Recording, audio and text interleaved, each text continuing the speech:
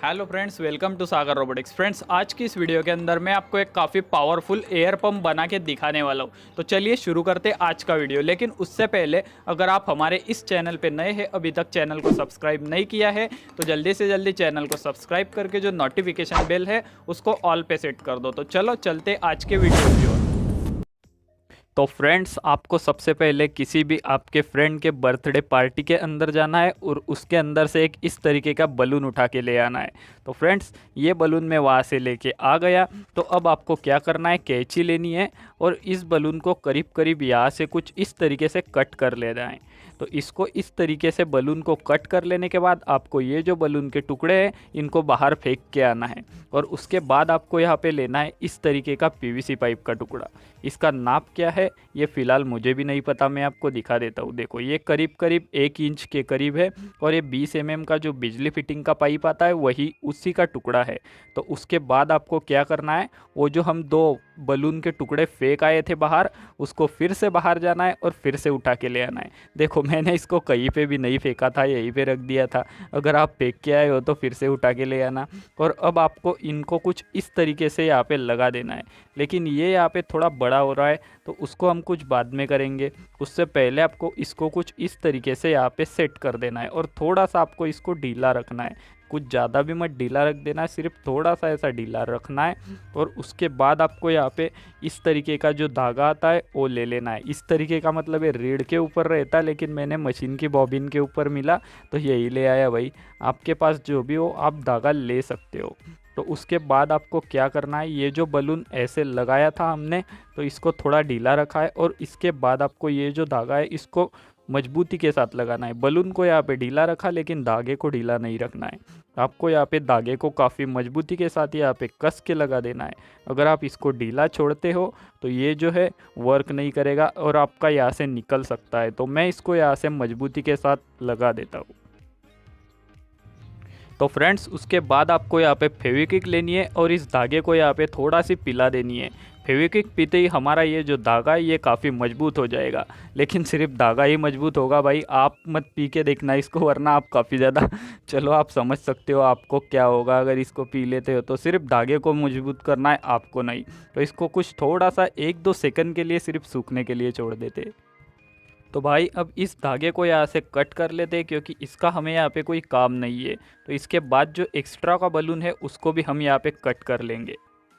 तो चलो अब इसको कट कर लेते हैं एक्स्ट्रा के बलून को। लेकिन ध्यान रखना कहीं हमारा जो धागा है उसको ना आप कट कर बैठो।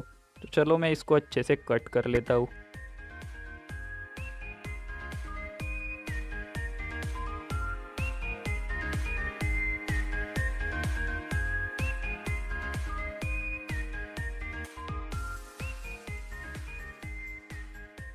तो भाई ये यहाँ पे जो एक्स्ट्रा का बलून था वो तो कट हो चुका है और ये यहाँ पे देखो मैंने ढीला छोड़ा है और ये बाकी का इस धागे के साथ काफ़ी मजबूती के साथ बैठ चुका है।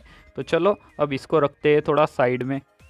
तो भाई अब आपको यहाँ पे एक इस तरीके का पीवीसी शीट का टुकड़ा ले लेना है और उसके ऊपर यहाँ पे कुछ 2 होल कर लेने हैं। तो चलो मैं फटाक से 2 होल कर ले। तो देखो यहाँ पे 2 होल हमारे हो चुके हैं। तो अब इसको रखते हैं नीचे और ये जो हमारा बलून का पीस बचा हुआ था तो उसके अंदर से हमें कुछ इस तरीके का छोटा सा एक बलून का टुकड़ा कट कर लेना है। तो मैं इसको यहाँ पे कट कर लेता हूँ।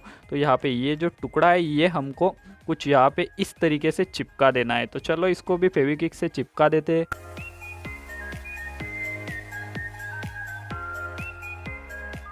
तो फ्रेंड्स, ये यहाँ पे चिपक चुका है, लेकिन आपको ध्यान रखना है कि इसको पूरा नहीं चिपकाना है, सिर्फ इधर और इधर से चिपकाना है और बीच में फ्री रहना चाहिए, वरना ये हवा को अंदर खींच नहीं पाएगा और हवा फेंक भी नहीं पाएगा। तो इसको आपको अंदर की साइड में थोड़ा ऐसा ढीला रखना है।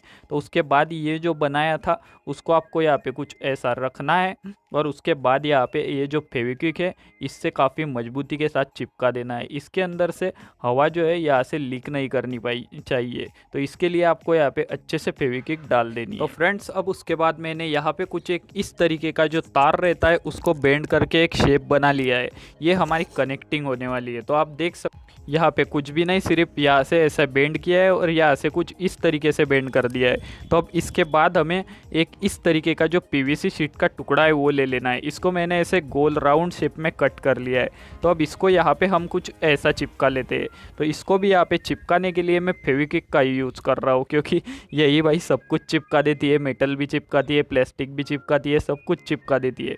तो चलो इसी से हम ये जो रॉड है, कनेक्टिंग रॉड है, इसको भी यहाँ पे चिपका लेते हैं।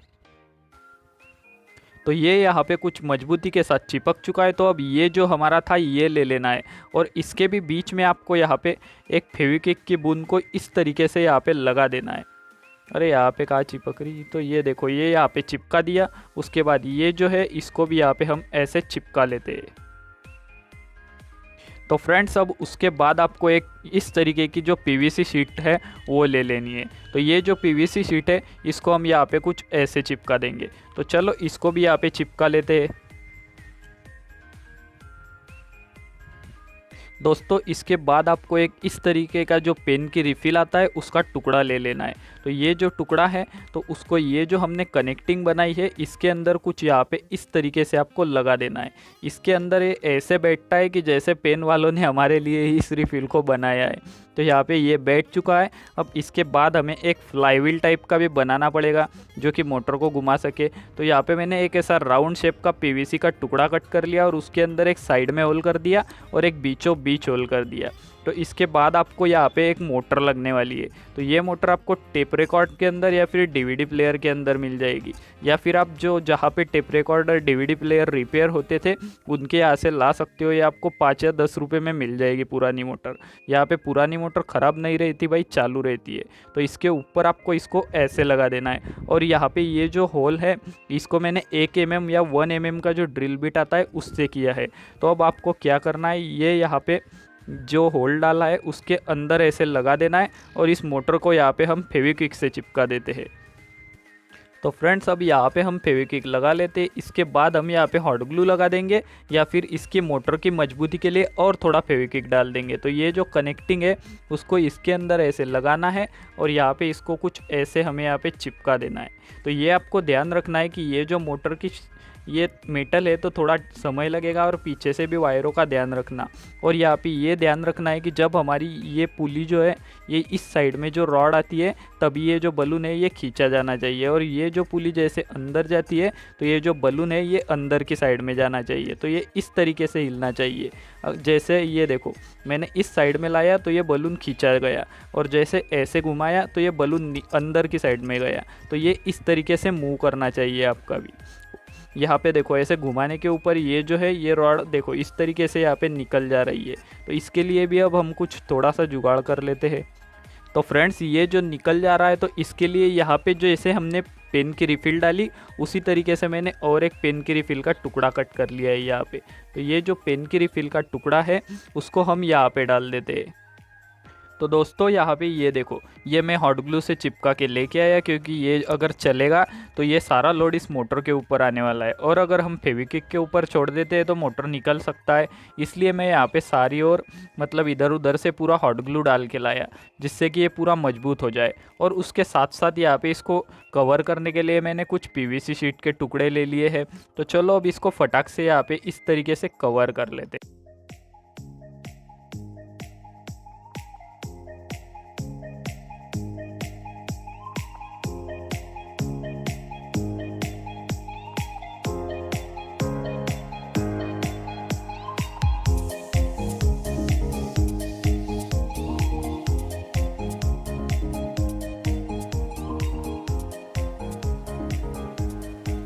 तो फ्रेंड्स ये हमारा इतना तो बन के रेडी हो चुका है। अब सिर्फ रह गया ऊपर का ढक्कन। तो अब मैं ऊपर का ढक्कन भी ले आता हूँ और इसको हम चिपका देंगे और इसकी टेस्टिंग कर लेंगे। तो फ्रेंड्स अब ये जो ऊपर का ढक्कन है इसको भी हम यहाँ पे चिपका लेते हैं।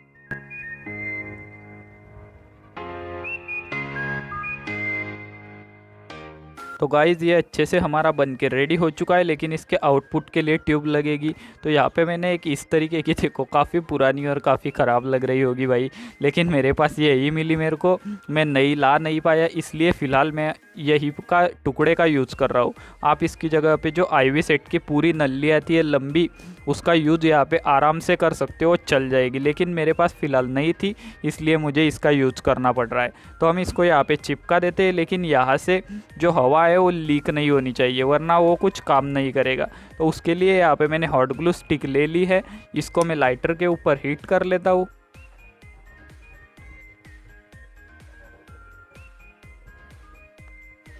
और अब इस हॉट ग्लू को हम यहाँ पे लगा देते हैं कुछ ऐसे अच्छे से चारों ओर से, और इसके अंदर हम यहाँ से लगा देते हैं इसको। तो दोस्तों अब इसको ये देखो थोड़ा उबड़ खाबड़ दिख रहा है, तो इसको मैं सैंड पेपर के द्वारा अच्छे से फिनिशिंग कर देता हूँ और फिर आपको इसकी टेस्टिंग दिखाऊंगा। और उसके बाद मैंने टेस्टिंग तो मैं आपको ऐसे ही दिखा दूंगा, लेकिन इसके ऊपर मैं पेंट भी करने वाला हूँ। वो जो पेंट करने वाला हूँ वो आपको सीधा थंबनेल में दिखाई देगा। तो देखो मैंने इसको अच्छे से फिनिशिंग कर दी है भाई। मेरे हर ही प्रोडक्ट के अंदर आपको अच्छे से फिनिशिंग दिख जाएगी, क्योंकि मुझे पर्सनली फिनिशिंग के बिना प्रोजेक्ट अच्छा नहीं लगता, इसलिए मैंने इसको काफ़ी अच्छे से फिनिशिंग कर दी है। और अगर आप कर सकते हो तो आप भी अच्छे से फिनिशिंग ज़रूर से कर लेना। और इसकी जो पेंटिंग है उसको मैं बाद में कर लूँगा। तो पहले चलो अब इसकी टेस्टिंग देख लेते हैं कि ये किस प्रकार से वर्क करता है। तो इसको यहाँ पे चलाने के लिए मैं 3.7 वोल्ट की बैटरी से आपको चला के दिखा रहा हूँ। तो आप इसको मोबाइल चार्जर से काफ़ी आसानी से चला सकते हैं। तो चलो अब इसकी जो वायरें है उसको मैं कनेक्ट कर देता हूँ। यहाँ पे पॉजिटिव नेगेटिव का कोई झंझट नहीं है, आप किसी भी डायरेक्शन में चला सकते हो, ये अच्छे से वर्क कर जाएगा। तो चलो देखते हैं कि ये चल रहा है कि नहीं। देखो काफ़ी बढ़िया से ये चल रहा है। तो अब मैं आपको इसको चला के दिखा देता हूँ, और इसका जो साउंड है वो सुन लो आप, काफ़ी बढ़िया से लगेगा। ऐसे लग रहा है कि जैसे वो एयर कंप्रेसर चलता है उसी तरीके से, लेकिन ऐसे सुनाई नहीं देगा। तो मैं माइक के पास इसको ले जाता हूँ और इसका आवाज़ सुनाता हूँ, आप ज़रा ध्यान से सुनना।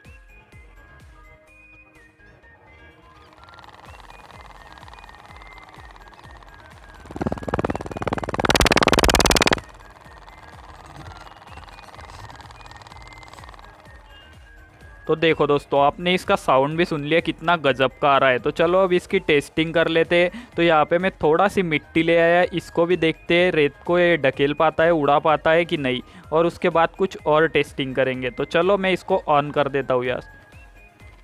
देखो कितना ज़्यादा तेज़ प्रेशर के साथ ये चल रहा है, और कितनी अच्छे से एयर को ये ब्लो कर पा रहा है। देखो कितना बढ़िया से ये वर्क कर रहा है भाई।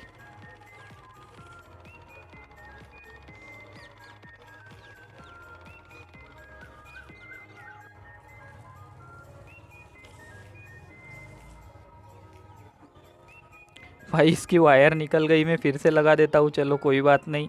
और फिर से आप देखना कि ये कितना गज़ब से वर्क कर रहा है और कितना बढ़िया से वर्क कर रहा है। तो दोस्तों ये वायर ठीक से नहीं लग पा, देखो कितना बढ़िया से एयर को ब्लो कर पा रहा है, और कितनी अच्छे से हवा को कितनी प्रेशर के साथ फेंक रहा है, और इतनी मोटी जो रेत है इसको भी ढकेल पा रहा है। तो चलो अब इसको पानी के अंदर चला के देखते हैं कि वो पानी के अंदर बुलबुले बना पाता है कि नहीं। तो दोस्तों ये ले आया यहाँ पे मैं समंदर, नहीं भाई हम समंदर नहीं ला सकते, सिर्फ गिलास में पानी ही ले आ सकता था, तो यही लेके आया। तो चलो मैंने इसकी वायरें कनेक्ट कर दी है। तो अब देखो पानी को भी ये अच्छे से पंप हिला पा रहा है। तो ये काफ़ी बढ़िया से एयर के अंदर भी बबल को बना पा रहा है, और काफ़ी अच्छे से वर्क कर रहा है। आपको दिख रहा होगा कितना ज़ोर के साथ, कितना तेज़ी के साथ, कितना प्रेशर से ब्लो कर पा रहा है।